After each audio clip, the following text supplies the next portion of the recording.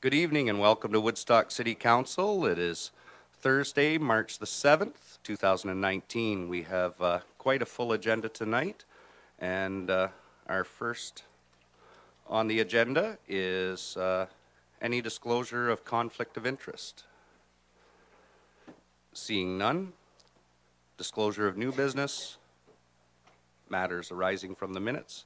And the minutes, we have the regular council minutes of February 21st and the revenue fund budget minutes from February 26th and February 28th. Councillor Tate. Moved by myself, seconded by Councillor Schattenberg, that the minutes of the regular meeting of Woodstock City Council held on February 21st, 2019, and the minutes of the special revenue budget meetings held on February 26th, 2019, and February 28th, 2019 be adopted. Thank you. Any errors or omissions? Seeing none, you've heard the motion. All those in favor? Carries. Unanimous. And our next item is additions to the agenda. Moved by myself, seconded by Councillor Schattenberg, that the following item be added to the agenda: Department Report Item A4, Court Security and Prisoner Transportation Agreement. Department Report Item D1, Park Trail Naming. Bylaw 9281-19, a bylaw to authorize the Mayor and Clerk to sign an agreement between Her Majesty the Queen and Right of Ontario, represented by the Ministry of Community Safety and Correctional Services and the Corporation of the City of Woodstock. Thank you. You've heard the motion. All those in favor? Carries. Unanimous. And our first delegation tonight, we have Mary Reed from the Woodstock Art Gallery, along with the chair of the Woodstock Art Gallery Advisory Board, Brian Hadley. Welcome. Thank you. I'd like to acknowledge His Worship Mayor Birch, City Council, and members of the, we've got a couple of people from the Woodstock Art Gallery Advisory Board as well with us, so thank you for joining us. My name is Brian Hadley. I'm the chair of the Woodstock Art Gallery's Advisory Board, and along with Mary, we're going to be presenting the gallery's 2018 operations year in review and the plans going forward into 2019. 2018 was a great year for the art gallery, and I'd like to start with acknowledging some of the changes that we had to the art gallery's board membership. We had a number of people: Vicky Davey, Laura DeDecker, Ron Schubrook, and David Ward, who stepped down from the board due to the end of their terms. And with the case of Ron, there were some issues with health, and he had to leave as well. On behalf of the Woodstock Art Gallery, I'd like to acknowledge and thank these individuals for their dedicated service and their passion and commitment towards the promotion of the importance of the visual arts, and we appreciate what they gave as much as how much they shared with us. I'd also like to welcome two individuals, Leslie Sorochin and Lisa Duffy, to the board. Leslie's a recently retired teacher, and she's also an artist, and she's been on our collections committee, so she's a valuable member there. Lisa Duffy is a newcomer to Woodstock. She's got quite a bit of experience with marketing and municipal operations, and both of these women will be quite a great asset to the Art Gallery board. In April, we did a midpoint review of the strategic plan and the 5-year business plan to look at areas to see if anything was needed for adjustment or realignment, and I'm pleased to say that we are well on track with these plans, and they've also been very helpful in guiding the art gallery and helping us to grow. And as many of you are aware, there was an adjustment to the bylaws, and that was to allow the art gallery to have the authority to adjudicate the Friends of the Woodstock Art Gallery Scholarship Award. The fundraising committee has been busy in the last year, and they've contributed and assisted with the implementation of the corporate sponsorship package, along with 2 special sponsor receptions. For the second year, we've also launched the annual community report that gives highlights and milestones, and I think some of you have got this report on your desk. This is what it looks like, and it's got an outline of the accomplishments that we've had at the art gallery, and the achievements of the team and the advances. It helps to give the community a better awareness of what's going on and the importance of the art gallery. And also, if we have donors who come up and they see things like this, it's a professional document and attracts new funders as well. I'll turn this over now to Mary Reed, the Director Curator, and she'll go into more detail regarding the 2018 achievements and what we've got going forward. Mary. Thanks very much, Brian. Appreciate that. So now I'm going to shamelessly steal from Brian Connors, our Director of Parks and Recreation.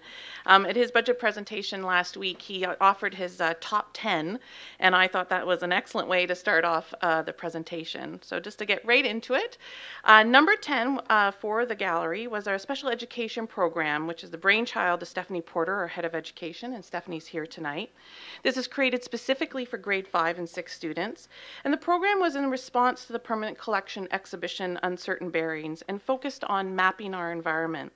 This is an alternative program, which is an excellent example of the innovative programming that the gallery offers, and it leverages art as a platform to spark conversations on issues such as sustainability and responsibility to our place on this planet. I'm also very thankful to Oxford County, through the umbrella of the Future Oxford Initiative, for providing us with the funds to offset the costs of busing in students from outside Woodstock to the art gallery to partake in this project. Number 9 was our annual Visual Elements exhibition. This was a very important year, as it was the 60th anniversary of this project. And it's the formation of this annual juried exhibition that predates the formation of the Woodstock Art Gallery. And it was really the energy and enthusiasm around this event that led to the eventual development of the Woodstock Art Gallery. To acknowledge this important milestone, the gallery partnered with its sister institutions, the Ingersoll Creative Arts Center and the Tilsonburg Station Art Center, to mount a 3-sided exhibition. And in addition, the gallery mounted an exhibition drawn from its permanent collection that traces the 60-year evolution of this very important community local arts project. And we also supported this project with a brochure that illuminates a number of key works in our permanent collection. We also had another record year for youth employment grants from both federal agencies, and as such, we're able to employ and mentor 6 students in 2018 as future cultural workers of tomorrow. Here you see Jillian Goulet. She was a former winner of the Friends of the Woodstock Art Gallery Scholarship Award. She's currently a student at the Ontario College of Art and Design, and she'll be joining us again this summer to head up our summer camps. And also you see Adam Whitford. He's now moved on to the Southern Alberta Art Gallery in Lethbridge, where he's their new assistant curator. And so certainly it's important for us to provide this training. Number 7 was our very popular winter exhibition, which featured local legend Ross Butler, as many of you guys are very familiar with. He was quite a popular draw. He became internationally renowned for creating the true types that you see in terms of breeding standards for livestock, which is based on the artistic proportions of the golden rectangle. We are very thankful for our 2 exhibition sponsors, Holstein Canada and the Ontario Agricultural College at the University of Guelph. And to support this exhibition, we also produced another modest publication, which had a very insightful essay about Ross Butler, and this was done by one of our other curatorial interns, Samantha Purvis-Johnson. And I'm very pleased to see that this exhibition has had some legs, and the second edition of it has been just recently opened at the Norfolk Arts Centre in Simcoe, where our former head of collections, Roberta Glosslin, now heads up the helm there as their new curator. Another significant spring highlight in 2018 was our second annual Young Artist Showcase, the YOUTHQUAKE event. We turned the entire gallery over to these young bright lights, and the results are always quite impressive. We are very thankful to our corporate sponsor, DJ Design, and the community sponsor, Community Futures Oxford, for making this event possible. And our other community partners included with this project students and teachers from College Ave, Huron Park, and WCI, as well as along with the Youth Film Festival, which is organized by the Oxford Drug Awareness Committee, and the Sensory Exploration Arts programs through Deaf Blind Ontario. Number 5 is our very popular, now in its 4th year, Taste of Art. This year we did something a little bit different. We joined it up with our 8th annual 50/50 exhibition and sale of local art. This was a record-breaking year for this event regarding attendance and also funds raised in both financial and in-kind contributions. And the event was also made possible through the generous support of local area restaurants, breweries, artistic partners, and local artists. And I'd like to acknowledge our very hardworking volunteer committee that works very diligently each year to make this such a great night out in Woodstock. And again, we're also very thankful to the sponsorship provided by Investment Planning Council, as well as our media sponsorship to Heart FM. Of course, certainly Bugs Bunny was a huge highlight this fall. It drew record attendance in the first 2 weeks that it opened, and we continue to see a constant stream of visitors to the gallery right up to the day it closed. And I want to also mention there was a special addition to this traveling exhibition, which was from the University of Manitoba's Special Collections and Archives. They graciously loaned us 6 works by Charlie Thorson, who is the Canadian animator who did the first concept drawings of Bugs Bunny. Not necessarily a highlight, but certainly a significant milestone for the gallery. During our winter exhibition openings, we hosted our second annual Volunteer Appreciation and Recognition event. It was at this event that we recognized the important contribution of the Friends of the Woodstock Art Gallery over the last 50 years as they marked their official retirement from service to the gallery. The last project the Friends produced was a very impressive 30-minute film on the life of Florence Carlyle, which has been screened on Rogers TV and can be found on the gallery's YouTube channel, and which is accessible through our website. And this film was supported by the Dr. Leonard Reeves Foundation. On behalf of the Woodstock Art Gallery board and staff, I want to thank all of the Friends again, both past and present, for their dedication and commitment to the importance of arts in this community, and I wish them all the very best. Now, somewhat of an unexpected partnership was that with the Ministry of Transportation, and it was the placing of a commemorative plaque acknowledging the historical and cultural significance of all things our 401 exit at Norwich Avenue. This overpass was a site where the notable London artist Jack Chambers took the photographs over 50 years ago that transformed into the iconic painting Towards London No. 1. We were not only able to borrow the painting from the art gallery, it's considered one of their most important Canadiana works, but we also embarked on a project with artist Gary Spearin in terms of memorializing this connection. The result was an exhibition, a publication, a press conference, and the commemorative plaque that you see here. And it's important to note that in 75 to 100 years, when the bridge does need to be replaced again, they will have to remove this plaque, put in the new bridge, and then put the plaque back. And also, this project saw the largest reach on our Facebook page, reaching well over 4,000 people with 90 comments and shares. And of course, number one was the naming of the Toyota Motor Manufacturing Canada Arts Education Studio. TMMC graciously provided us with $35,000 to name the studio, and this gift not only cleared the capital fundraising commitment for the third floor renovation, but also contributed to a reserve fund that will be used towards special education projects in the future. In terms of other metrics, school program has been consistent over the year over year. There's been a slight dip in revenue in 2018, but this is due to class sizes, not program offerings, which in fact we saw more this year. We've also implemented 2 cutoff dates for school programs, December 15th and June 21st respectively. This is implemented to provide much needed planning and organization time for the education team and to alleviate only slightly the risk of staff burnout. So the teachers have responded very well to these new deadlines, booking earlier and in many cases into the following year. Our public programs continue to increase, but we've pretty much reached capacity. As such, we're becoming more strategic in terms of our program offerings and rethinking what we are offering to whom and to when, to when and to whom. One such example is we're collapsing our art bus tour this year so we can move it to the spring of 2020. This will take some of the pressure off of a full fall schedule and provide some opportunity to grow this activity. And another initiative that is in development is master classes and artist in residence programs, moving away from the sort of general interest arts and crafts programs that are being offered by other departments and organizations in the city. And certainly one of our most popular public programs is the See You at the Movies screening. These films are drawn directly from the Toronto International Film Festival. And although the attendance and revenue has waned a touch in 2018, there has been a noticeable increase in sponsorships, which continues to trend into 2019.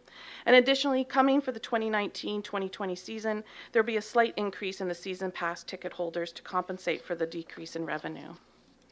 So because this is a new term of council, I just want to give you guys a small snapshot of where the gallery has come since I joined the city in late summer 2014.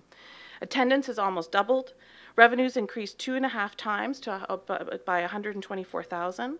Youth employment grants have leaped to 43,000 from a mere 3,000. And our collection has grown substantially to include another 600 works. This is pretty incredible, the growth that has taken place in such a short period of time. And because of this, I want to commend my staff and advisory board for their hard work and dedication. These achievements are due to a shared passion and a commitment to teamwork and collaboration.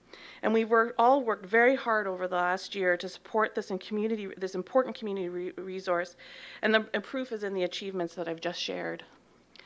In terms of revenues, without question, 2018 was another successful year, and this is not only reflected in the metrics, but in the budget. With these charts, I want to demonstrate that the gallery's earned revenue has not decreased from 2017, but has in fact increased and exceeded our 2018 target if you remove the transfers from our reserve funds. It needs to be noted that given the budget cap that was imposed from 2014 to 2017, and as directed by City Council, we did draw upon our reserve funds to make the difference instead of jeopardizing the level of service provided. As such, we've exhausted many of our reserve funds and cannot draw upon them as we have in years past. And it should be noticed that growth is starting to wane because we are at capacity in terms of the resources to deliver programs given our current staff complement. 2019's budget has incorporated a conservative reflection of this growth pattern that focuses on increasing revenue streams through programs and sponsorships. Although the revenue side of the budget is moving up, this is also the case with the cost size equation with the increased activity in programs. As you can see, the costs of the building are trending up as expected with the growth of any organization. And I'm very pleased that the program costs are now back up at the level of service, 35% of the overall budget, which was offered in 2014 prior to the budget cap. This is a reflection of the gallery's agility in terms of realigning its priorities to maximize operational efficiencies and opportunities, thus achieving goals set forth in the gallery's 5-year strategic and business plans and setting the stage for a sustainable future. In terms of additions to base budget, since the hiring of the shared culture custodian in July of 2018, we hired that position at 35 hours a week, but it became very painfully obvious that was not enough time with the proposed split of 20 hours to the gallery and 15 to the museum. This became quite challenging given the amount of foot traffic in each organization. So, however, the demands of education programming continue to grow, along with the increased attendance to exhibition. The use and abuse of the gallery is a kind of an ongoing challenge. So since hiring the cultural custodian, the art gallery has never looked better, and certainly health and safety risks such as slippery, dirty floors and dirty washrooms has significantly diminished. Given the realities and needs to clean each facility, it is recommended that the cultural custodian position be increased to 40 hours a week. This will provide better service to the museum, as well maintaining the art gallery at a respectable level. Before I leave you, I just want to mention a few recent highlights for 2019. On Saturday, February 16th, we had an amazing day that was followed by an equally action-packed holiday Monday. Over the course of the holiday weekend, we saw approximately 500 people walk through the gallery. During our winter exhibition opening, we featured the exhibition Life on the Back of the Turtle, Woodlands and Plains Indigenous Art in the Dr. Leonard Reeves Permanent Collection Gallery. Here you can see the curator of the exhibition, recent Order of Canada recipient Maxine Noel, leading her walk and talk that afternoon. And it was during the opening remarks that Mayor Trevor Birch announced that the local collectors whose this work is featured in the exhibition have made a promised bequest to the Woodstock Art Gallery of their entire collection of Indigenous art. This promised donation will be a real game changer for the gallery in years to come. And I have to say, always, Family Day is one of my favorite days at the gallery. It's wonderful to see so many kids and adults coming through and enjoying themselves. And I'm also very delighted that we present this program in partnership with the museum, the theater, aquatics, and recreation.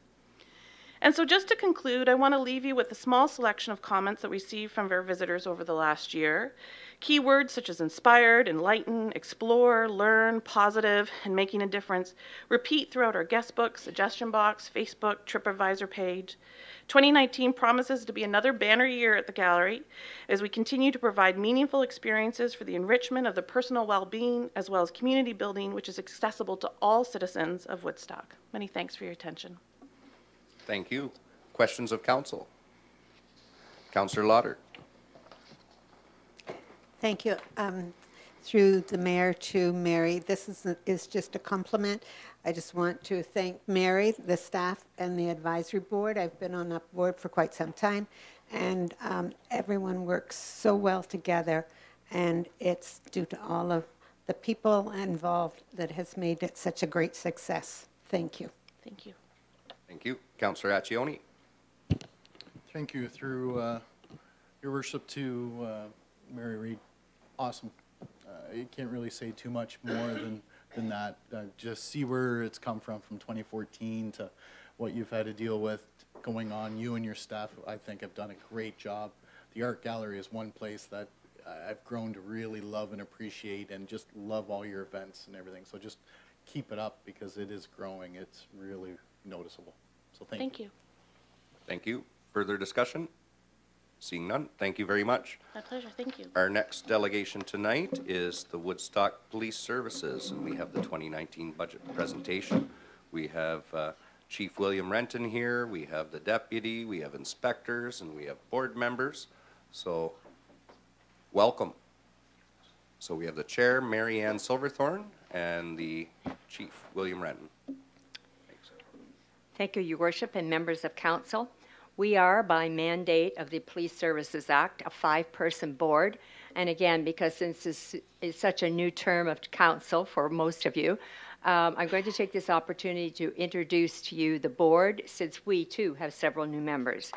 As Your Worship indicated, I'm Mary Ann Silverthorne, and I'm an appointee by the province, and I am the chair of the board for 2019.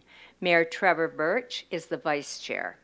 We have Councillor Deb Tate, and I'd ask that these people wave because some people that are seated in the audience you might not know. Balwant Ray is a council appointee, and Ken Whiteford is our provincial appointee. That completes our board. And then we have our senior admin with us, as Your Worship has indicated. We have Chief Renton, Deputy Sweezy, Inspectors Hess, and a new face and a new board, and the chief and the administration, Marilyn Pearson. Another face that lots of you work with, but you've probably not seen in person, is Christy Lampman, who is our Human Resources Coordinator. And in addition, we have Jason Green from the staff. This presentation will provide to you the priorities of the service, some data on the ongoing work of the service, statistics, programming involving community partnerships, and long-range plans for the service. Due to many circumstances, such as the growth in the city and the health and welfare of our staff, it became very apparent in 2018 that the board and the senior administration needed to look at an increase in staff. Decisions were made, and you will see these changes reflected in this presentation. The board must always work to provide adequate resources, allowing our staff, both sworn and civilian, to continue to serve and protect our community. We are a police service dedicated to the community, to the needs of the city, and we want to be able to be in a position to carry out this work. Thank you to senior administration, who in conjunction with our staff have worked diligently to finalize this 2019 budget. Chief?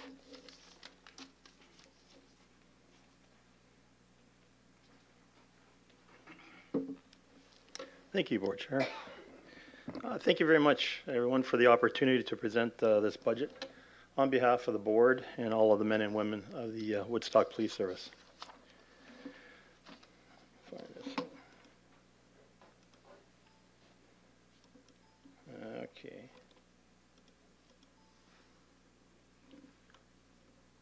Well, there we go. So what we do and who we are, and I presented this in the past budgets. I mean, just a quick overview of the service.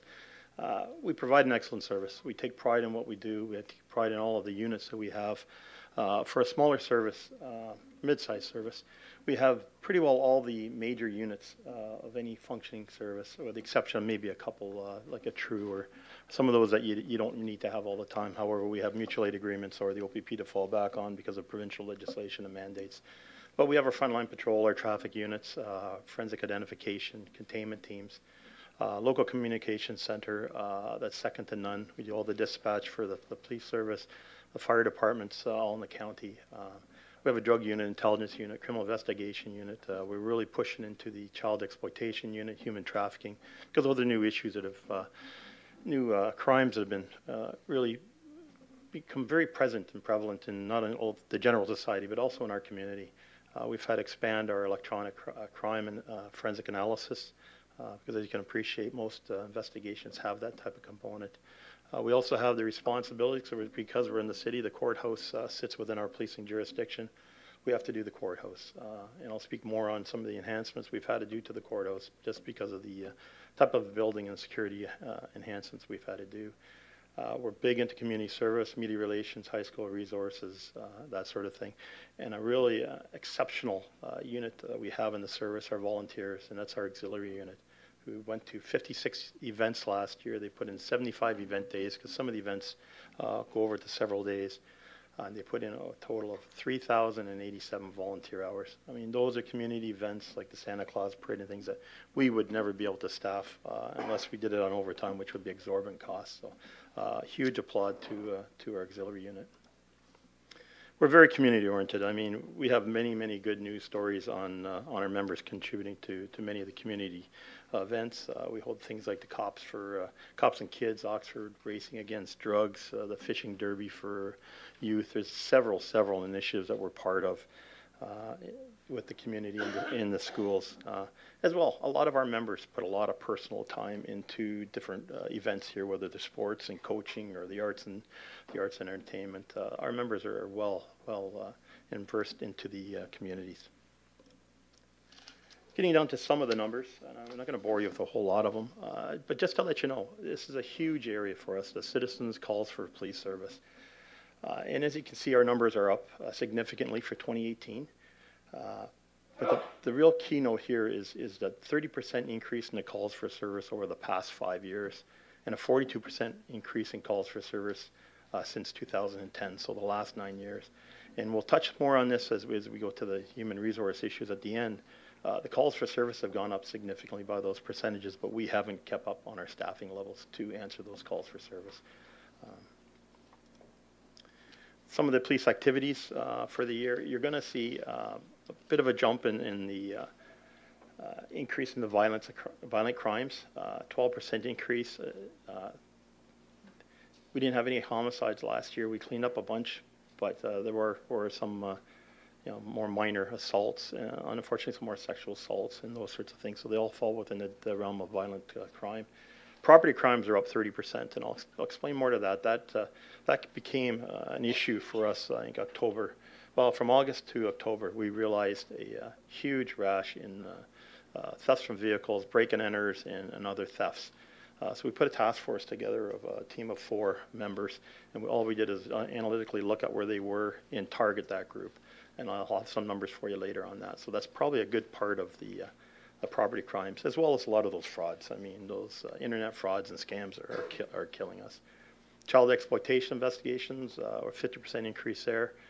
I mean, it's just, it's sad, but it's one of those things that we have to just keep working on. Other than that, the drugs, again, our drug unit does amazing work. We're really putting our attention, our focus on the fentanyl and the cocaine, particularly the fentanyl, just because how dangerous it is. And we're seeing that even in our uniform patrol members who've had to apply the Narcan on several cases here where people are down. We give them the Narcan, we get them to the hospital, and they survive. So it's alive, and it's a concerning issue for the city as well as it is everywhere in the province. And you'll see that across the country. I mean, Vancouver's still being hit terribly. Criminal driving is one of those areas that's 11% down here. And I'll speak more to the traffic side of it, but we're still having too many injury accidents and fatalities. So our crime composition is pretty little pie there, but it's basically just highlighting the property crimes. And like I said, the reason for that is more of the from the project.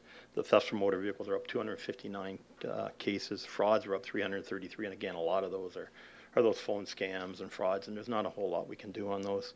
Like I say, the sexual assaults, unfortunately, were up by 14, and assaults on police were up by 4, and general assaults by 28. On a nice note, in the drug unit did do a lot of work. We seized over $29,000 worth of fentanyl, $7,000 worth of methamphetamines, $33,000 in cocaine, and over $33,000 in cash for the year. So that's quite significant. There's the traffic safety that I was mentioning. Unfortunately, for the entire year of 2018, our dedicated traffic officer was off on WSIB. So we weren't able to fill that position because of demands on the front line.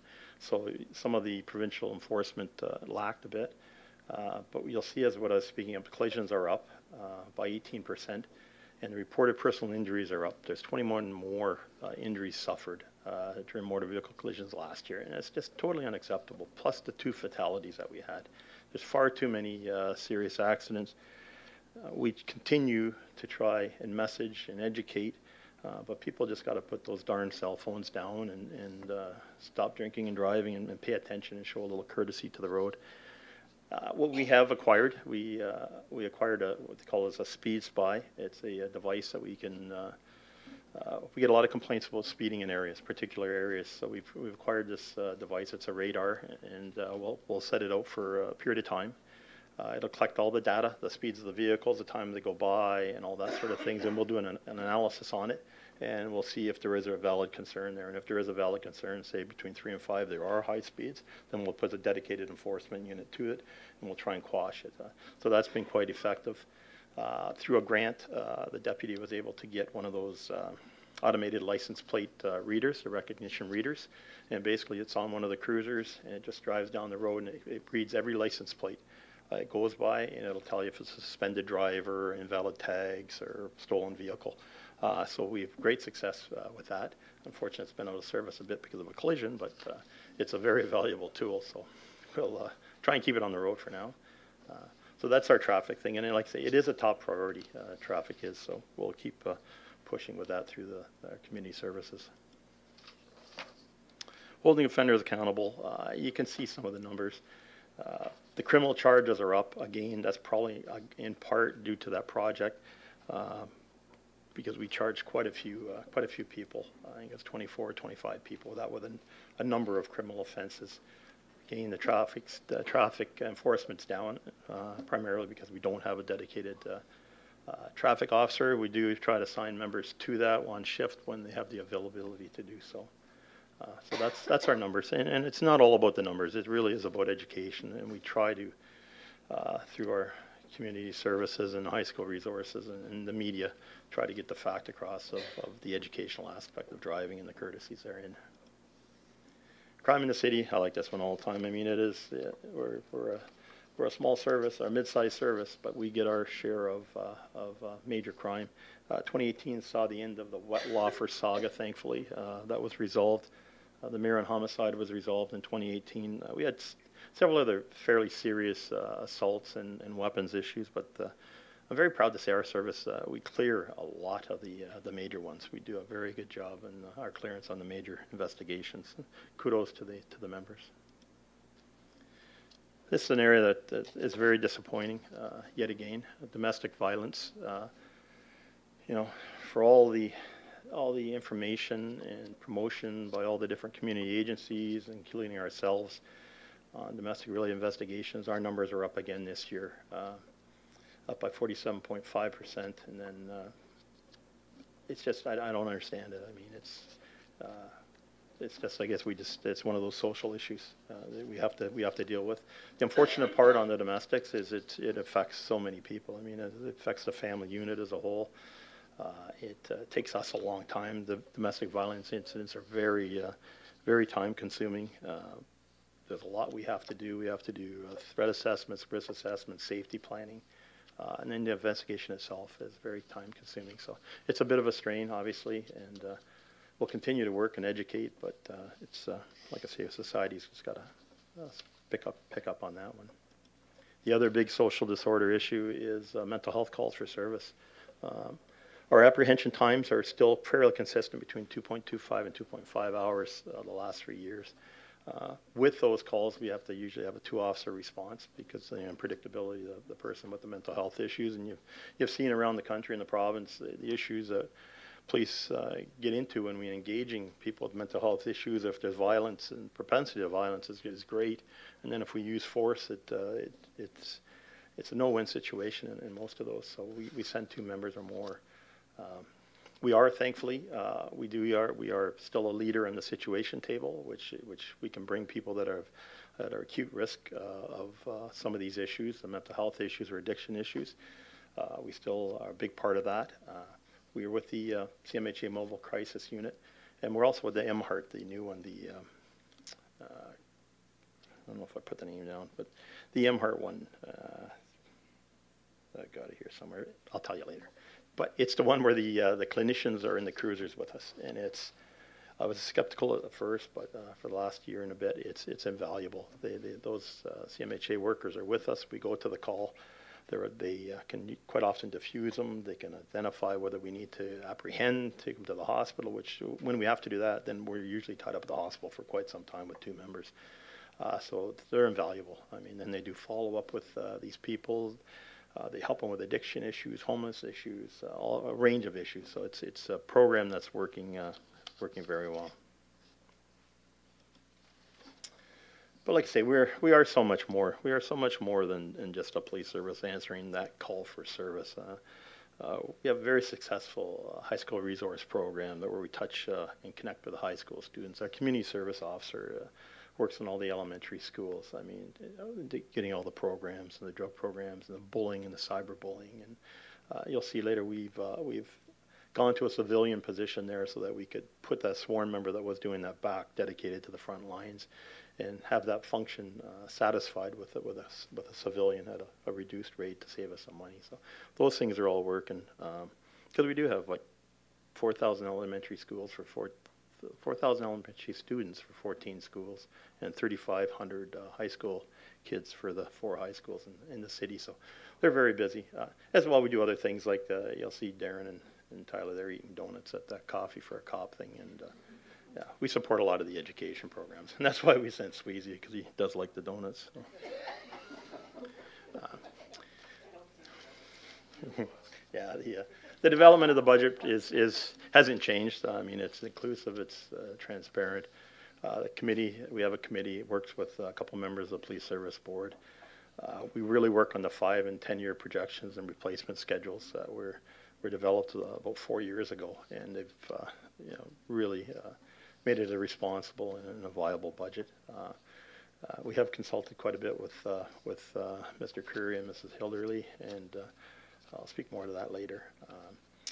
It's then reviewed, the budget's reviewed by the board, and then once passed at the board level, obviously we come here tonight for this open session. Monitoring the budget is a lot of diligence on the monitoring the budget. It's monitored each board meeting. We're now using purchasing groups for most of our competitive purchasing. We're now public tendering most of the major services, trying to get in line with a lot of the city policies. And that has realized some significant savings.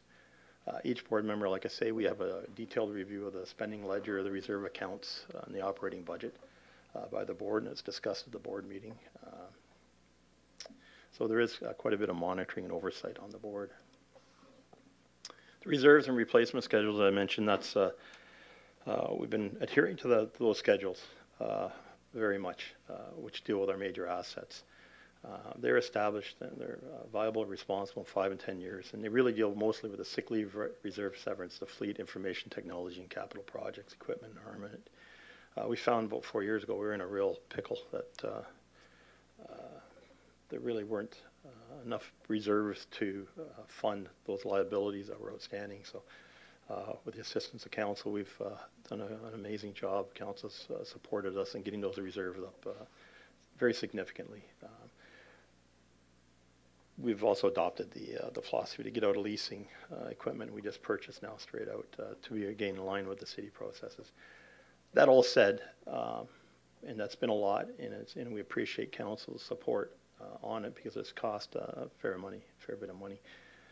But the most important asset and the last asset that we really have to turn our minds to now is our human resource needs, which haven't really been addressed since 2010 when the service evolved back from OCPS. So like I say, to deal with that, to look at the human resource issues, we had last year we did a service efficiency review. And we copied it and mirrored it after Barrie City Police. I met with Chief Greenwood. They did a total internal survey, a total internal review of their police service. All units, what were efficient, what were deficient, how they could save some money, and a lot of strategies in that regard. We've done that. We've satisfied the majority of them. One area that spoke loud and clear was the calls for service are way up. the mental health stress issues of the members are way up, and we haven't been able to increase our resources. Guys are getting tired, they're not taking overtime shifts, and we're seeing an increase in accommodations. Then to add to that, mid last year, we put together another staffing review committee strictly to look at the staffing issue, where we're at, what are the comparables to the other police services in the province. And that's exactly what they did. Compared to other police services, we did the officer to citizen ratios, we looked at the land area and population growth for the city, we did the impact of legislation changes, societal changes, crime severity index, manufacturing, commerce, and recreation. We did the whole thing and looked at where we're at now, how much the city has grown, how much we need to be there. Another huge component was a health and wellness issue, and as I said, unfortunately at this point we're carrying about a 15% accommodation because of members off on long-term accommodations. You're well aware of the legislation, presumptive legislations that are in place, short-term accommodations. So you take 15% of that, and it's very difficult to staff and keep the front line going when you try to keep minimum deployment numbers. We did a lot of different things to try and mitigate some of those demands on it. We've created an alternate response unit, so if a member is accommodated, we'll put them at the front desk so they can take some of the phone calls or walk-in calls. We've gone to a COP Logic, which is an online reporting. Just new, it's going to take a bit of time to grow. But people are pretty techie savvy these days, and hopefully they'll be able to start to take some of those minor calls and report them online. We've got the Collision Reporting Center, which helps our guys, members not have to go to the minor motor vehicle collisions. And we did some efficiencies and changes in our reporting systems. So not some notebook-only reports are allowed as opposed to sitting in front of the computer and doing a data entry. But one of the big things when we were looking at the other services, and I'll just throw these out real quickly, is some of the services like St. Thomas, a population of 39,000, had 70 members. Timmins with 41,700 had 85 sworn members. Cornwall with 45,723 had 85 members. And Belleville with 50,000 population had 92 members. We're sitting on the population around, 42,000. We're sitting at 68 members. So it shows you that we haven't been keeping up in that regard. So the review results for the enhancements, it was tabled to the board. We had unanimous support and approval from the board. And basically what the plan looks like is, in 2017, the board had given us permission to carry over strength 2 members because of some long-term accommodations. They were never incorporated into our authorized strength. They're there. They could be taken away or they could remain. So they've been incorporated into this budget. We're to agreed to hire 2 more additional for 2018. That hasn't happened yet. We just haven't had the ability to get those people hired. And actually I was waiting for it tonight. We're building in a cadet program. And to understand the need for the cadet program, the primary duty is going to be prisoner monitoring. And I think, Jerry, you can probably appreciate it. The way we do our prisoner monitoring is a huge liability. I mean, the staff sergeant is responsible, but he can be called away. The dispatchers are responsible to watch the monitors, but you get 2 or 3 hot items, calls on the go, and it only takes a minute to take your attention away. We had a couple of very close calls in cells with people in the drug environment that can secrete drugs, take them, and all of a sudden then they're down. And we happened to catch the one and get him off, or else he would have been a death. And then with deaths in the cells come automatic inquests and enormous pressure on members, enormous legal bills. So I think it's our responsibility to make sure those people in our custody are safe. And I mean, not only is it going to help our members and take a lot of stress off our members, but our first duty is to those people we're putting in those cells. And a lot of them have mental health, drug issues. I mean, let's face it. What we've also done is, as Chair Silverthorne alluded to, created a second inspector position. Now, this isn't a totally fun new position. We just used a full-time equivalent, an FTE, from the admin sergeant position, and we just bumped it up and paying the difference between the sergeant to the inspector, just because of all the demands in the administrative role and changes in legislation. And I think we'll do a much better job supervising and assisting our members in an overall capacity. As well, the forensic analyst position, we're using part of an FTE from one of the IT from the IT position. So, as well. Then we have the Civilian Community Services Officer, which I mentioned earlier. And the only other one that's not showing here was done last year was the Civilian Office Manager, and Jason Green here in the audience tonight is our Civilian Office Manager. When your service is made up of a third of civilians, I just found it difficult not to have a civilian in charge of those members, somebody that's been in those positions, that knows the jobs better than sworn members that don't always understand it. I think they deserve that, and I think it's working very well. As you can see, a couple of the quotes are from a lot of the reports and studies I've read from other services, because there's several police services around the province are in the same position as us, saying we haven't hired for so many years, we've got to increase, and some are asking for significant bodies.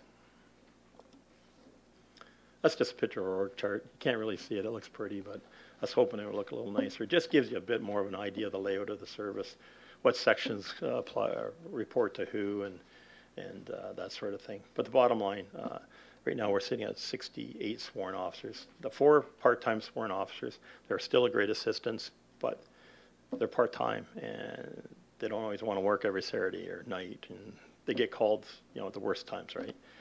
And we're losing another one the same day I leave. Paul, my friend, is leaving as well. Sitting at 27 civilians and 17 part-time civilians. The 2018 budget was $14,062,252. Budget was realized. Thankfully, we didn't have a deficit, and any surplus was directed to the reserves.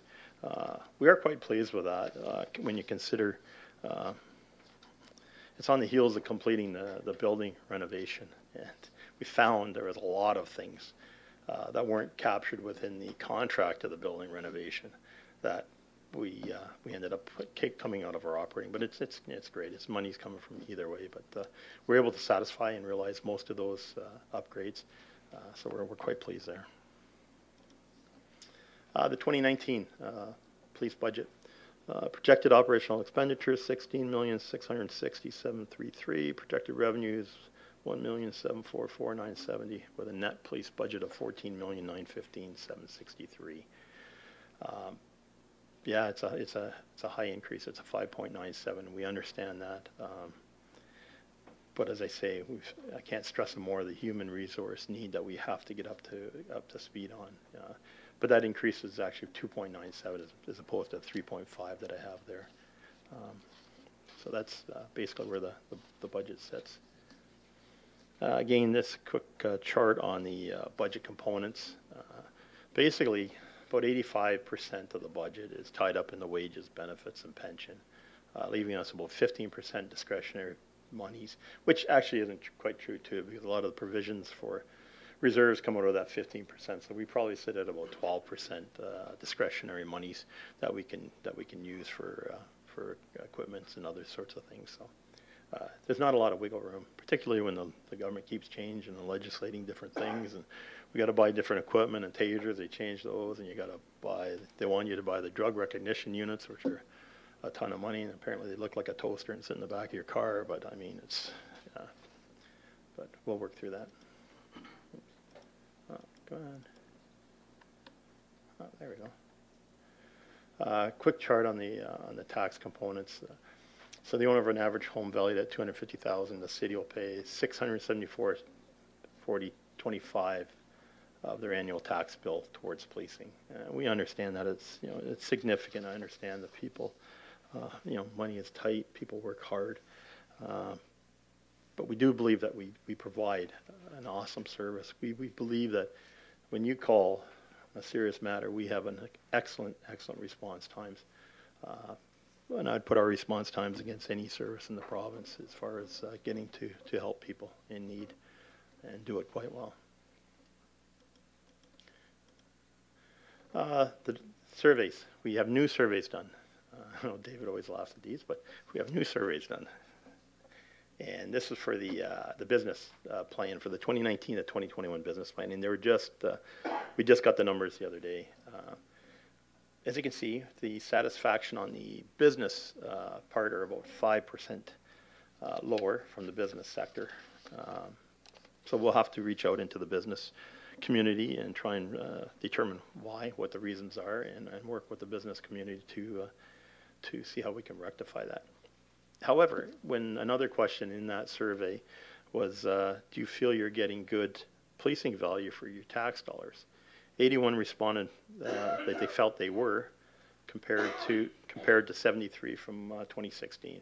So they feel they're getting good tax dollar benefit, but there are a couple concerns on the quality. So we'll get into the business community and see what we can figure out from there. Same for the citizens, the residents. 325 residents were asked again, how satisfied are you with the quality of policing provided by the Woodstock Police Service? It went from 79% to 77%, so it's down 2%. However, on a good note there, the not satisfied dropped by 7%, so they're not quite as not satisfied, but some aren't quite as happy, so we'll keep working. It's like being at home. But I can say our commitment, since 1862, this service has been in functioning for 157 years, and it's a model specific to the needs of our community. Operationally effective, cost effective, just a real community-oriented service. So, I mean, we have the ability when there's an issue to direct our resources, our attention to those issues. We're a big part of a lot of the community organizations. We sit on many of the boards and projects, and we certainly do our part. I always like this one. It's your service. We're fully dedicated to protecting our community in partnership with our citizens, ensuring Woodstock remains a safe place for our citizens to live, work, and play. Like I say, we're small but mighty. We're about 32nd out of the 52 police services, so yeah, sometimes we're too big to be small and too small to be big. But I think we satisfy all the core adequacies that are mandated in the Police Services Act and exceed them. So I mean, I'm quite proud of that. Again, the cost of policing. It's not so much the cost of policing. It's a public safety issue. And I said it before, we are kind of the gatekeepers. A lot of the other organizations, social services, as they struggle through budgets and cuts, we're always the default. The police are always the default to call to deal with any of those mental health issues, those addiction issues, the vulnerable persons. And so, yeah, I think that's why a lot of our calls are up, and that's why our guys are busy. We do work collaboratively with many of the social agencies. So, all of whom are extremely dedicated and contribute to the partnerships in an effective manner. But like I say, we are the front ones, normally the first line of contact for people. And again, this MHEART program in my mind, is amazing. Just our future, our community, it's your service. I mean, we do a lot. You can see a lot. And that's pretty all it. But before I take questions, I just wanted to publicly thank, because this will be the last time I'll appear before council, probably in any capacity. But I wanted to thank David Curry and Patrice Hilderly for your assistance over the last 4 years. You soon realized that we're cops and weren't really budget or accountant people. And I think we certainly quizzed you a lot, and your assistance helping us get those reserves in place and the long-term budgets was huge. We knew it was deficient and it had to be done, but you guys helped us structure it and get it. And I know the building addition, we're a real pain in the butt, but I do appreciate that as well as Amy Humphreys for helping us with all the legislative and other city requirements, because we are a city entity, and maybe I didn't always follow all the city rules, but I think we're pretty well on track there, and I appreciate that. As well as Brian, Len, and Harold. It's been a pleasure working with you guys in the organizations as well. So that's it. Glad to take any questions. Well, as well, I'd like to just thank the council, this council and the past councils. I mean, you've been great to deal with, and hopefully anytime you've had concerns or questions, we've been there to help you. So, questions? Thank you. Councillor Accioni. Through the worship to Chief, thank you. Thank you for everything. It's going to be sad to see you leave, but I understand your time's been served well. I appreciate what you've had to face, and I do have a couple of minor questions.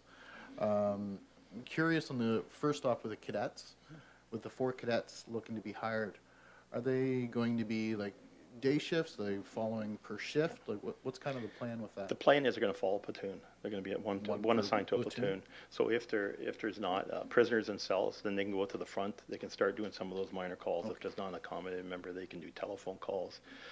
If we have a crime scene that we have to hold for days and days, well, we can put them there.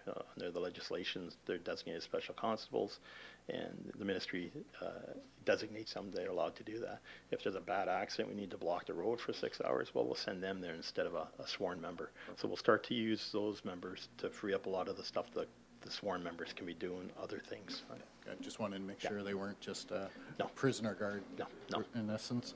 And I'm curious, the cannabis laws, now that they've changed, how has that applied pressure to the force as well? It's applying the Do pressure. we know that yet? Yeah, well, it is in the fact that we've got to get people trained in the drug recognition. Unfortunately, we had a member in the queue, went to some of the training, became ill, so we had to pull out of the part in Ontario, because the second part of that is you have to then go down to Jacksonville, Florida for a week or two, where you do the intense training there, and they set up with the correctional institutions, so you get the gauge members. So we'll have to identify somebody new, get somebody back going on that. As far as the drug recognition analyzer or test, whatever they call that, no, we're not gonna participate in that until the science is proven much better. It's just the science isn't there. It's just not, in my mind, worthy of the money. I think there's too many arguments to it yet. So, but that will be eventually another issue. Yeah. Thank you, Your Worship. Again, just big thank you not only to you and your service for everything else, but to the entire force and auxiliaries and civilians. So thank you for an excellent presentation. Thank you. Thank you. Councillor Schattenberg. Yeah, through the mayor to Chief Renton. I was at the, I guess it would be the grand opening open house day, and saw the amazing, the 911 dispatch station, where there's really 3 gigantic workstations, and I can see that they work very hard there. And you noticed in your report that there were 17 different fire departments that you would report for. Is there much of a revenue source for the Woodstock Police Services from that, or is it strictly a cooperative? No, there's a revenue source for it. I don't have the number offhand. Deputy looks after that for the most part, but yeah, there is a revenue source for it. Yeah. And that comm center is amazing. They do brilliant work there. Yeah. Thank you. Councillor Fraser. Thank you, Your Worship, and through to the Chief. Chief Bravo, got a couple of things I want to clarify. Your I think it's MHART, Mental Health Engagement Response Team? Yeah, that's it. That's it? I was going to look it up. Just trying to help you out. I know. You've always been there for me, Ron. I know. How often are the Canadian mental health workers going out with the officers right now? They're scheduled daily, Monday to Friday. We did an analysis on what the peak times of those kinds of calls for service are. I think they come in at 10 and leave at 5 or 6. Yeah. And we have one. There's 4. So we have 2 are dedicated to the Woodstock City Police, and 2 go down to Oxford OPP, but one at a time. So we'll have one day, and they're. I'd love to expand it. It's grant money for another year, and I think we'll just keep putting our reviews into it, saying how valuable it is. And it's been proven valuable all across the province, so I'm hoping that's one the government really latches onto.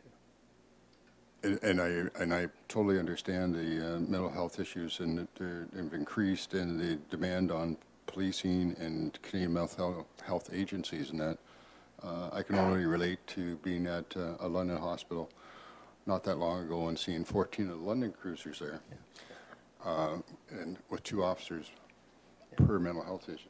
But keep up that work. I'm a little curious about your civilian community service officer. Great idea. Are they a special constable? Yes. Oh, Yeah. and so they can carry out some duties and do the community service work. Yes. Yes. Yeah. And there was something else, but I can't remember what it was right now because I'm getting old, and you're going to join me. Well, So I'll just email it to you. Good, good. Well, And, you and we'll got get the the- deputy to send us some information to answer my Well, you got the fellow input, right? councillors' answer question. Thank you. Further questions of council? Seeing none, thank you very much, Chief. Thank you. And our next delegation tonight, we have Karen Scott, the Acting Chief Executive Officer of the Woodstock Public Library, along with Ken Whiteford, the Chair of the Woodstock Public Library Board. Welcome. Thank you, Mayor Birch and members of council.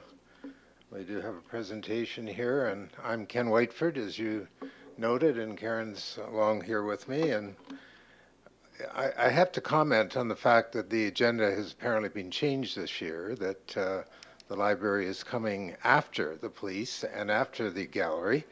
I understand there was heavy-duty lobbying to make sure that happened.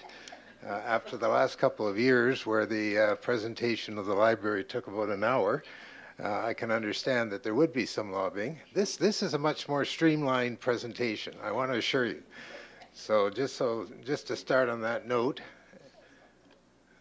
we're doing I'll do some introductions. As your members of council are well aware, the membership of the board has changed quite dramatically, and I think you know some of these people I'm going to introduce, but Ross Jerry is here, the back row there, as vice chair of the board, and of course, Mr. Mayor, you're on the board, and Councillor Lauder, and also Marianne Silverthorne is a member of the board. Marianne was up here a few minutes ago, and Councillor Tate is on, and Vanessa Bogville. Vanessa, can you just be acknowledged there? So those that comprises your new 7-member board.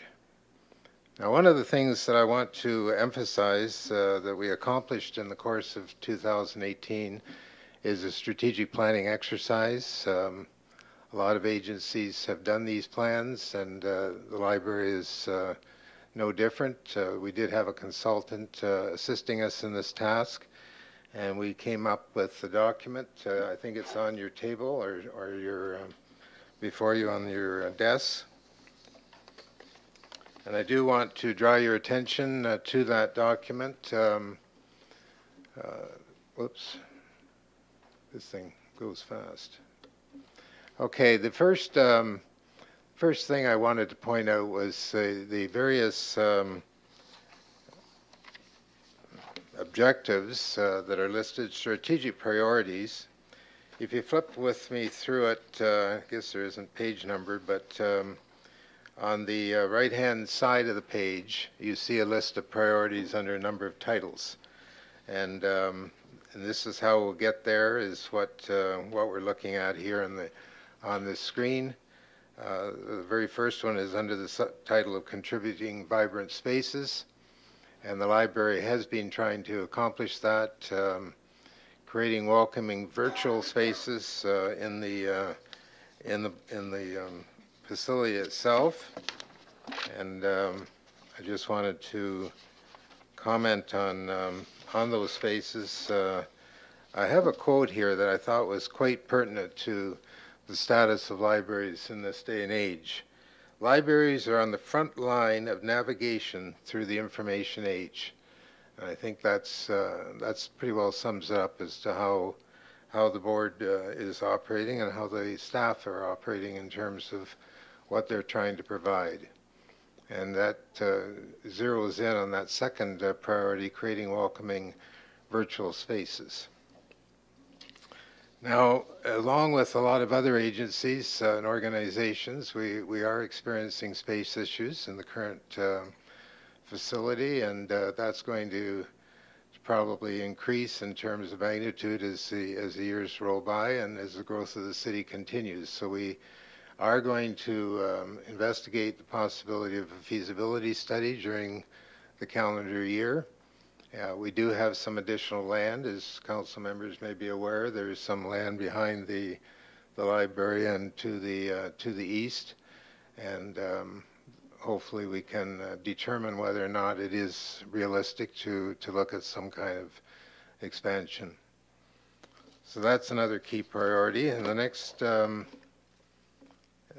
one is strengthening our community, and we have 4 priorities under that, and you can move through the document to see those.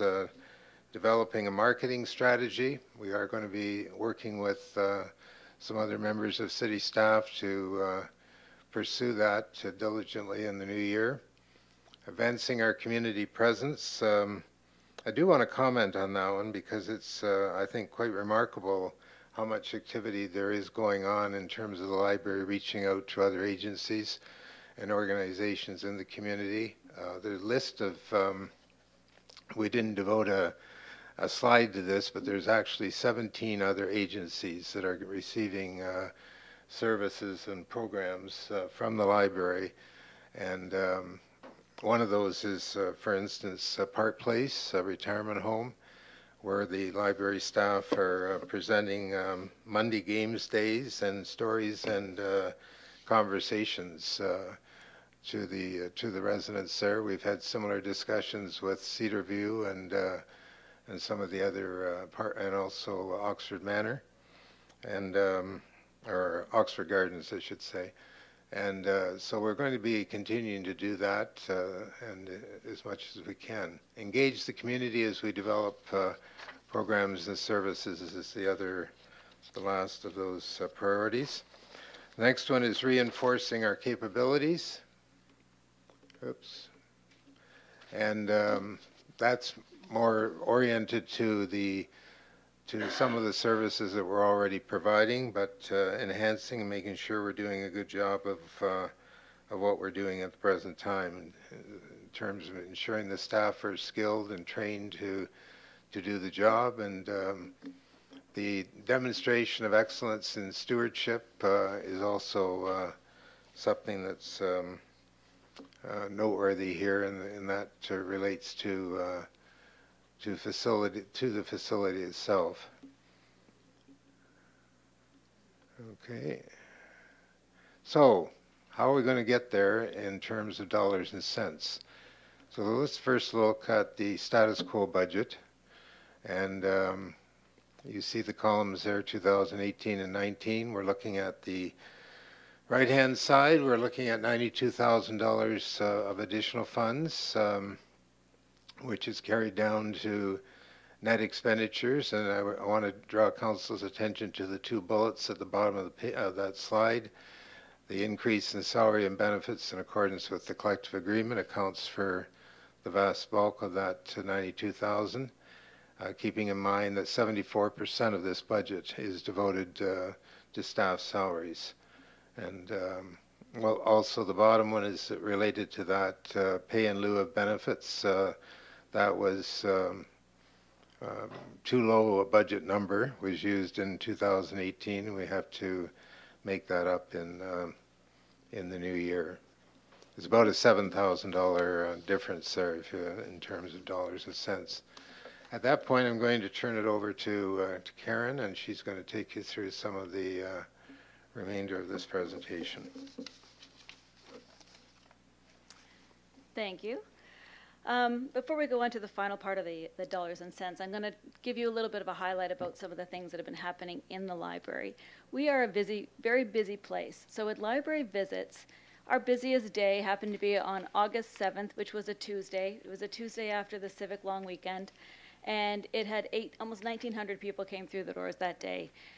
Interesting to note that we hit this number regularly, but it's usually related with special events, like a Comic-Con or a day when we have open programming. This was just Tuesday in the summer. So that was quite a remarkable thing for us. Our busiest month is no surprise in the summer. We constantly are running programs throughout the summer, so we see a lot of people. And in July, we were seeing close to 1,300 people walk through the doors every day. Those numbers are inflated, but we still average over 1,000 people through the building a day. On any given day during the year. So we are a very busy place. One thing to note is part of the provincial funding that we do receive as well, we are required to submit stats up to the Ontario Ministry of Culture, Tourism and Sport, and they kind of lump libraries together in similar population sizes. So of the same libraries that are serving the same population, we were ranked number 1 in the number of visits per capita. So we have about 9 visits per person, per Woodstonian, if you will, and the provincial average is just under 5. So we're almost doubling that, which I think is quite a remarkable thing. And I'm going to build on that. Whoops. There we go. Our library circulation kind of follows in this similar vein, with one exception. New registrations or new membership is actually on the decline, and this one kind of causes me to scratch my head a little bit because Woodstock population is growing. So I would have liked to have seen that the Woodstock population is growing and so is our registration. But for some reason, those two things are not happening. So for us, one of our points of concentration will be to figure out who are the new people that are coming into Woodstock, where are they, what do they need from us, and how can we let them know what the library has and bring them services that will bring them into the library. So that'll be one thing we'll be focusing on. But it's not all a decline. In fact, again, going back to how Woodstock Public Library rates against libraries serving same population size, we actually ranked #1 in annual circulation, and that was 58% higher than the the provincial average. So those people that are coming are loving it. Lastly, another little quick stat is the number of circulations or checkouts, if you will, per card holder is about 37. So that means that every card holder is taking roughly 37 items out every year. And that, again, is above the provincial average. So what that tells me is that we have something that Woodstock loves. We just need to kind of tweak it a little bit and make sure it's more available to everybody else. We've been spending a lot of time working on our programming in the last year. We have increased the number of programs by 24%. We have increased all of the types of programs, and we're changing them up a little bit. Of note, I want to point out that skinny little green bar and the fact that it's getting wider. Now, this is our teen audience. They are a hard group to capture. They are a hard group to entertain, but we are working at it, and we have increased the number of programs that we are offering to this group by 61%. So we're working on it. We have an advantage of being right across the street from a high school and a public school. And every day we are seeing these kids come through on a regular basis. Every lunch hour, we're seeing the hellos and goodbye, lots of groups. So we have them. We just need to make sure that we're going to keep them. We are keeping them. So this slide here kind of shows you what the attendance is for our programs by the demographic over the last 3 years. Overall, our programs are up 22%, which again is a great sign. Up in children's attendance is up by 24%, and I'll come back to that in just a second, but our teens are up 508%. So this is partly due to the fact that we are spending energy and we are designing programs not only for the teens but with the teens, trying to make sure what do you want to see. And as well, we're doing passive programming because those kids that are a little too cool to actually come to the program, we are doing programs where they don't necessarily have to fully invest. They're being more interactive with us in different stations around the library. So that's another part of this. But back to the kids just for a quick second. So we piloted a project last year where we wanted to try and make our programming much more flexible, make it more accessible for families with multiple age groups. So we piloted something where we were doing more drop-in style programs, and that means that basically between 10 and 5 you can come in and do some programming at the library. You don't have to attend at a specific point in time. And we also got rid of a lot of the fees, as many as we could do. So we tried to make it flexible, drop-in, and accessible for all. And that, I believe, is one of the reasons why we have children's attendance up so much. Which leads me into one of our budgetary asks. We would like to continue this program. We would like to be able to offer free programming for all of our programming in the library. Our current budget for programming is $5,500. We'd like to see this raised to by $4,500 to $10,000. And of course, that will have to see a reduction in our revenues by $2,000. And that revenue cost was really just about covering the costs of materials, whether it be muffins or cakes or, glue, sparkles, whatever it is. But essentially, the ask also aligns with our strategic priorities. So we want to make sure that we have accessible and flexible programming, which is one of the things that we are trying to achieve. I have one other budgetary ask. And this might not be easily accessible for most, but this is about asking for wireless hotspots. So what that is essentially is the opportunity for somebody to borrow the internet. A lot of libraries have started picking up on this. It is really meant to try and help to bridge a digital gap. So those families that can't afford to have high-speed internet at home, they can literally take it out of the library, have it with them, or it could be for those people who are traveling, heading to a cottage, wanting to take the internet with you. There's a lot of different applications here. This is an initiative that is supported by is an initiative by the federal government to connect families. So this would be in line with that. And just to note, there are several libraries in our vicinity that are offering this program. Kitchener Public Library has 62 wireless hotspots, and this morning they had 204 holds on them. So they're highly in demand. Wellington County has 71 hotspots, and they have 422 holds. So this is something that as soon as we start this program, I have a feeling it is just going to gain traction. I'm asking to pilot this with 20 wireless hubs.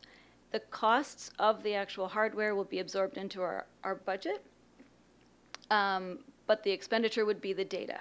We would have to pay for the data. And that number there reflects if all of those units were out all of the time and they maxed everything out. That's what the cost would be. There is an opportunity to maybe do a revenue stream on this. So we could, in fact, have $1 per day kind of a loan period on this. So we would be looking to add a revenue line to about $6,000. Just to sum up, so as Ken had mentioned, the status quo budget is largely related to salaries and benefits. This is what the revenue budget would look like with status quo plus the additions. You can see that the expenditures go up slightly, revenue is up slightly. In the end, we're asking for $103,000, 309 for a increase of 4.38% over the 2018 budget. Well, thank you very much. Any questions? Questions of council? Councillor Lauder.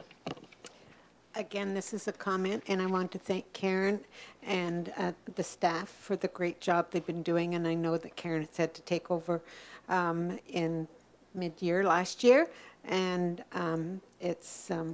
she's been doing a good job, and so has her staff. And I want to commend the board too that we now have, and the previous board. So thank you. Thank you, Connie. Further questions of council? Councillor Fraser. Thank you, Your Worship, and through to Karen. Good presentation. I'm quite interested in the Internet Hub. So basically, you would check a hub out like a book. Yeah. And then return it after a period of time. How long a period of time would you let those out for? Well, that's a good question. I'm not sure. I think typically what we've done when we're trying something and we think it's going to be in demand, we try to keep the loan period relatively brief so that it can go around, it can stretch further.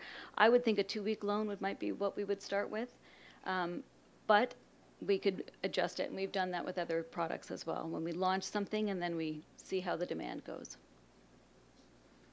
I find that quite interesting, and I can see where that would really take off, especially in this day and age. Do you have any other visions of similar type material that could be Internet related or just other devices? just other devices? Well, yeah. There's a big movement in the library world called the Internet of Things, or the Library of Things. So the idea of loaning out other products. We have another product that we have ready and waiting. It's a daisy player. It's an assisted device for somebody who, it's actually sponsored by the CNIB. And you put in discs, or you can download discs, and you can have it read to you. So it's sort of like an audiobook, but the whole device is set up to help somebody with visual impairments to be able to assist it. We have 3 of those, and we are just at the point of launching those to the people in our community.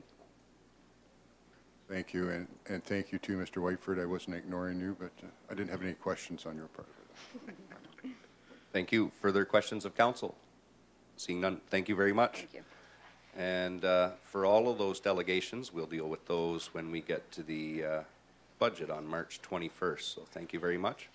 Our next item on the agenda is the 2018 Development Charges Reserve Fund. Looking for a motion. Councillor Accioni. Moved by myself, the Woodstock City Council received the 2018 Development Charge Reserve Fund report as information. Thank you. And the seconder, Councillor Schadenberg. Discussion? Seeing none, all those in favor? Carries. Unanimous. And next item is the 2018 Expenses and Remuneration. Councillor Tate. Make a motion to receive the report. Thank you. And a seconder, Councillor Talbot. Discussion? Seeing none, you've heard the motion. All those in favor? Carries. Unanimous. Next item on the agenda is the expenses not included in the 2019 preliminary revenue fund budget, which sounds really complicated, but just has to do with the depreciation and the new rules on assets. Councillor Talbot. I'll move that Woodstock City Council adopts the report regarding the exclusion of post-retirement and amortization expenses from the 2019 revenue fund budget. Thank you. Seconded by Councillor Lauder. Discussion? Seeing none, you've heard the motion. All those in favor? Carries. Unanimous. Next item on the agenda is the Court Security and Prisoner Transportation Agreement. Councillor Fraser. That the mayor and clerk be authorized to sign an agreement with Her Majesty the Queen in the right of Ontario as represented by the Minister of Community Safety and Correctional Services for court security and prisoner transportation. Thank you. Seconded by Councillor Accioni. Discussion? Seeing none, Councillor Fraser.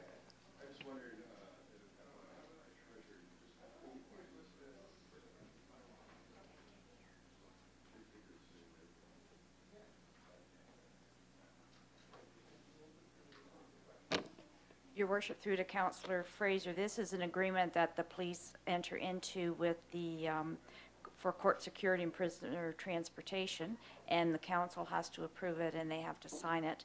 And this year our allocation is $489,000. Is that an increase over the previous year or previous years? Yes, it is. It's a slight increase. Of interest is that this allocation is only for 1 year. Typically, it's for 2 years. Thank you. Further discussion? Seeing none, you've heard the motion. All those in favor? Carries. Unanimous. Next item on the agenda is the 2018 Annual Building Report. Councillor Lauder. I'll move that Woodstock City Council receive the 2018 Annual Building Report as information. Thank you. And the seconder, Councillor Accioni. Discussion. We've had another year of increased growth in the city. You've heard the motion. All those in favor? Carries. Unanimous. And our next item is, Councillor Lauder. There was one question I wanted to ask the CAO, through the mayor to the CAO. Could you tell us how many years out does the city have for future residential units based on the 2018 634 dwelling unit permits approved compared to the 307 dwelling units in 2017? Your Worship, through to Councillor Lauder, certainly the pace of development activity has increased, and you can see that in this year's building report. The county is undertaking a fresh population forecast. It hasn't been brought to County Council yet, but we have seen drafts of it, and so we did have an opportunity earlier this year to take those fresh forecast numbers and compare them against what we believe we have available for lots and on land for residential development, and we came up with about 7 or 8 years of land supply left, which is shockingly low. That does not include, however, the Meadows Golf Course, which has not come before council for a redesignation of that land from open space to residential, but that should be something that will be coming forward in the near future. That can add, depends on the density that comes forward, but that can add 2+ years of land supply with that parcel alone. And the only other vacant land that we would have in the community is the University of Guelph lands that are owned by Aereo. That would be another 84 hectares. So that would add a number of years, but they've expressed no interest in the past to move those lands to development status. So certainly things are tight. How many years do we like to have, do you like to have in the future? Your Worship, through to Councillor Lauder, if you ask me that way, I would say 40, 50 years. But the provincial policy is 20 years. But even at that, that's I find that a very arbitrary figure, because if your forecast demand is essentially the size of one farm parcel creates no competition in your community, and you end up with housing affordability issues. So you need enough land to create competition so that there isn't just one owner of all of the land supply. And it just creates an unhealthy marketplace if you don't have a diversity of ownership. And to have a diversity of ownership, you need to have, in our case, a significant land supply. Thank you. And our next item is a tender on a rotary mower. Councillor Accioni. Moved by myself, the Woodstock City Council award the tender for the purchase of a 14-foot mower to GC Duke for $102,750, exclusive of HST. Thank you. Seconded by Councillor Schattenberg. Discussion? Seeing none, you've heard the motion. All those in favor? Carries. Unanimous. And we're going to have more construction seasons coming up on Knightsbridge. Councillor Lauder. I'll move that Woodstock City Council award the tender for the reconstruction of Knightsbridge Road to Viewcon Construction Limited in the amount of $1,252,345.12, inclusive of HST. Thank you. Seconded by Councillor Talbot. Discussion? Seeing none, you've heard the motion. All those in favor? Carries. Unanimous. And next item is the park and trail naming. We're going over here. Councillor Talbot.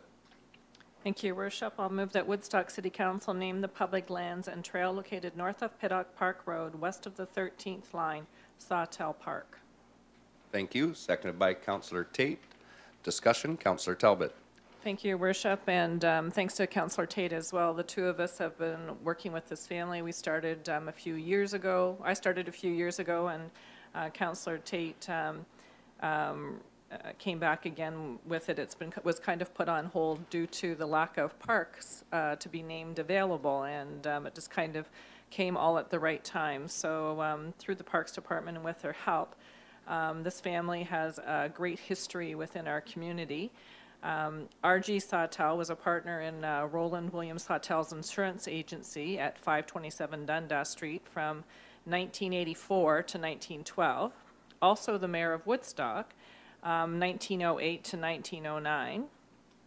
R.W. Sawtell started an insurance company and real estate business in 1865 and was also at the 527 Dundas Street in 1888. The business stayed in their family and became Sawtell Brothers, and they were one of the founding members of the Oxford Historical Society in 1897. Its president in 1898. Wrote many papers about local history. The Sawtell Brothers Insurance and Real Estate business was started by Roland William Sawtell in 1865, and it used the name Sawtell Brothers between 1914 to 1972, where it handled general insurance, real estate loans, and bonds. And in 1985, it amalgamated with Jamieson and Hiltz. So the name of Sawtell Brothers kind of disappeared, and eventually it was sold to Coles Brothers, which was sold to Jamieson and Hiltz. So long history within the community, and like I said, they came to the city very well prepared with a package showing the history of what the family's contribution to the community has been, and it has just evolved from there. And so when we finally had some parkland come up, it was very easy to put forth their names. Thank you. Councillor Tate. Just further to that, I had actually by chance had ran into Ann Sattel, and I hadn't realized she'd already talked to Councillor Talbot, so when I happened to mention at the last meeting, Councillor Talbot brought it back up with him, so we were able to get this. So thank you very much also to the Parks Department for helping us out with this. And also, this family has been very involved, as you can tell right from the get-go when they came to Woodstock. And in that vein, both Ann Sattel and Don Rao had planned to be here, but both of them were doing volunteer work tonight they hadn't realized was already planned. So I want to thank the family. It goes way back. They've waited a long time and very well deserving. Thank you. Further discussion? Councillor Schattenberg. Just want to comment, growing up in the city of Woodstock, to see that the number of mayors or former mayors who have had parks named after them, including Sudsworth Park, which we talk about a lot when it comes to engineering and parks in the city of Woodstock. Homer Brown, Trevor Slater, Bill Dutton, Richardson Park, where the tennis courts are on James Street, Les Cook Park, all named after former mayors in the city, so it's a terrific idea. Thank you. Further discussion? Seeing none, you've heard the motion. All those in favor? Carries. Unanimous. And we look forward to doing the park dedication on a nice day that's warmer than today. Next item on the agenda, records retention schedule. Who wants an exciting one? Councillor Accioni? Sure, I'll take it. The Woodstock City Council the Woodstock City Council refer the updated records retention schedule to the bylaw section of the agenda. Thank you. And seconded by Councillor Lauder. Discussion? Seeing none, you've heard the motion. All those in favor? Carries. Unanimous. And next up is the Human Resource Policy on staff recruitment and selection. Councillor Fraser. That Woodstock City Council repeal and replace Council Policy HR 004 - staff recruitment and selection. Thank you. And a seconder? Councillor Lauder. Discussion? We have had our manager of human resources waiting patiently the entire meeting. Someone should ask a question.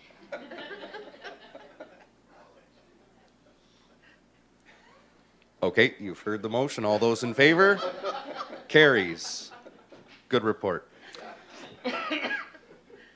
Next item on the agenda is bylaws. Councillor Tate. Moved by myself, seconded by Councillor Schattenberg. The following bylaws begin first and second reading. 9280-19, a bylaw to repeal and replace Schedule A. 9281-19, a bylaw to authorize the mayor and clerk to sign an agreement between Her Majesty, the Queen and Right of Ontario, represented by the Ministry of Community Safety and Correctional Services and the Corporation of the City of Woodstock. Thank you. And you've heard the motion. Any discussion? All those in favor? Carries. Unanimous. Councillor Tate. Moved by myself, seconded by Councillor Schattenberg, that the following bylaws be given third and final reading. 9280-19 and 9281-19. Thank you. You've heard the motion. All those in favor? Carries. Unanimous.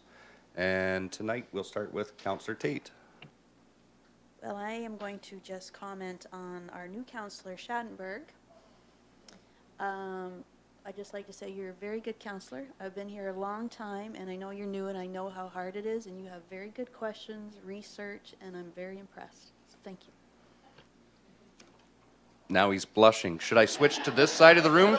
The camera is now going to be on him. Okay, Councillor Schattenberg. Don't know how many things are too many things to mention, but this afternoon I was at the Ingersoll Council Chambers. Not that I'm thinking of moving or anything like that, but it was a economic development sort of training session, if you want to call it that, put on by the Ontario Ministry of Agriculture and Food. The focus was on economic development, ranging things from small retail businesses and restaurants in small towns and villages, of course, right up to attracting and retention of larger employers to communities. So it was a very interesting seminar put on by OMAFRA today. I want to mention something that the Woodstock Environmental Advisory Committee is involved with. That's a committee I sit on through council. On Tuesday, March the 19th at 7 p.m., write that date down, Tuesday, March 19th, 7 p.m., right after the March break, handy time to do it. They're having a documentary called Plastic Ocean playing at 7 p.m. at the Upper Thames River Brewery. That's the original location at Lansdowne and Bisham. So you can guess with a name like Plastic Ocean and the Environment Advisory Committee what it's all about.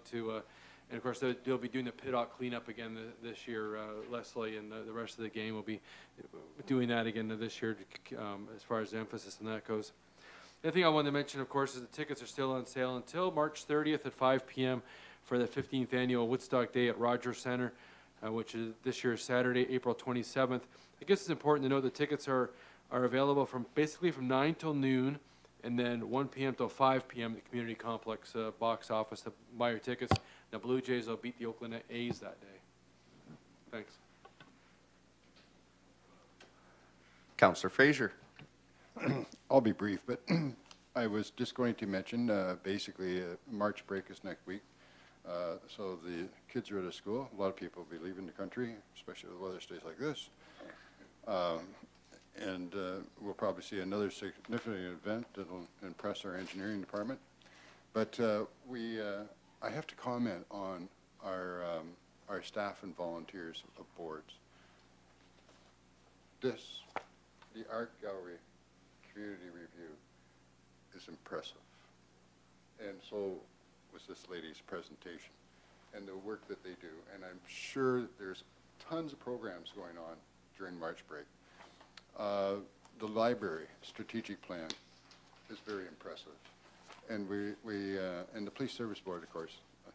I won't comment there because I'm biased, but when we look at the board members we have on different boards and we see the same people showing up on a couple of boards, I think that just says what this community is about, participation to make it a better place for everybody. Thank you.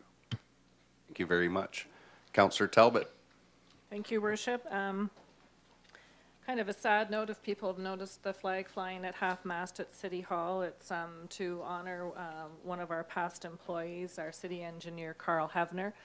I actually had the pleasure of working with Carl when I was first elected onto council. He was the engineer, and as we were having a discussion tonight, he took on the role as acting CAO. And it all goes back. We were really having a good conversation tonight because it's when our CAO was hired, David Creary. Carl was still here, and I guess when he was acting CAO, Patrice was hired, Mrs. Hilderley. Is that correct? I think we... Before that. Okay, well, it was all in the same period. Anyways, Carl was, I loved working with him. He was always forthright in his answers, had a good sense of humor, cared very much for our community, and I think he did an excellent job. He took off on his retirement to an even, well, equally as nice place. He lived up off on Baptiste Lake, up past Bancroft, where he could fulfill what he enjoyed doing most, which was, I think he loved fishing and loved the area up there. So people always are interested as to why the flags do fly at half-mast, and that is why that one is. But Carl was truly a wonderful man. I've been plugging this event for the last few council meetings. Gems and Javas, it's their 8th annual fundraiser, the Mothers with a Heart for Ethiopia. It's a great, there's an evening and a day, Friday, April the 12th from 7 to 10, and Saturday, April 13th from 1:30 to 4:30. Silent tables, donate to their projects in Ethiopia, shop in the Bags and Baubles boutique, shop in the Ethiopian marketplace. There's always lovely nibbles and drinks, desserts, and more. It's a wonderful evening, lots of great stories, and the work that is done by this group is amazing. So if you haven't got your tickets, I know that they are selling quickly, so make sure that you get yours now. And thank you. Thank you. Councillor Lauder. Thank you. Today I attended the ribbon cutting for Charger Logistics located at 1276 Commerce Way. Welcome to our city. It's always rewarding to hear how well they were treated with our staff and how welcoming they feel here in Woodstock. Tomorrow is the International Women's Day celebration being held at Oxford Auditorium. And don't forget this weekend, it's time to change your clocks and check your batteries for your smoke detectors and your carbon monoxide equipment. And I also send my condolences to the Hevner family. I was hired to work, starting to work for the city. Carl was the one who hired me. someone else was picked out, and he said, no, that I was the choice. So I always appreciate Carl for that, and he was a great boss. Thank you. Thank you. Councillor Accioni. Thank you, Your Worship. I'll keep it really short tonight because I think everything's been mentioned that I've got here in my list. So have a great March break, everybody, and we'll see you in a couple of weeks. Thank you. And everyone's covered a lot of things. I want to build on one thing that Councillor Lauder said about Charger Logistics and their grand opening here. Talking to one of the individuals that has done these developments for them all over North America. Many different municipalities and different jurisdictions, and this was the smoothest ever. I wish I got it in writing. I want to thank Councillor Accioni for filling in as acting mayor for the 2 budget meetings. I was away in University of California at Riverside working on some of the International Renewable Energy Academy initiatives through the County of Oxford, trying to deepen our relationships beyond some of the universities that we already have been working with. It's cold here, and I seem to take the cold down there with me. They had actually, just before I arrived, experienced the first snowfall since 1915 in southern inland California. So I wasn't on vacation at Disneyland and enjoying swimming. So it's been cold all over the place. Of course, a great thing I got to do this week was represent the city at St. Mary's High School to welcome 35 15 and 16-year-old Japanese exchange students. These young ladies, and they're here in our community, they're staying in individual houses, and they're going to get to see everything that Woodstock and Oxford County has to offer. And they'll go back to Japan as great ambassadors, explaining why we have been such a great fit for the special relationship that we have both culturally as well as with our economic development.